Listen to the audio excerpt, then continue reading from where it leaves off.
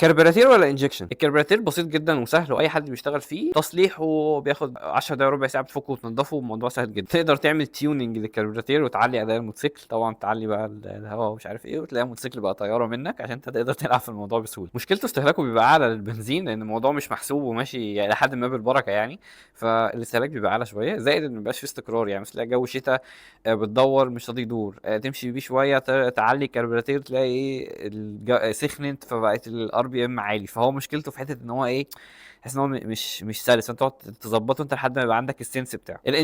الانجكشن هو ببساطه خلك الموضوع كله الكتروني، هو بيعرف امتى يضخ البنزين امتى ما يضخش البنزين وما الى ذلك. ميزته ان هو بيوفر طبعا في البنزين، اداؤه مستقر، هو بيبقى عارف امتى يبقى على ار بي ام واحد ونص وامتى يبقى على ار بي ام واحد، مثلا جو ساقع جو حر هو ظابط نفسه بنفسه. مشكلته لو حصل مشكله بيبقى استصليحها غلس، يعني انت مش هتحسس ايدل، حساس بوابه، حساس مش عارف ايه، ففي حساسات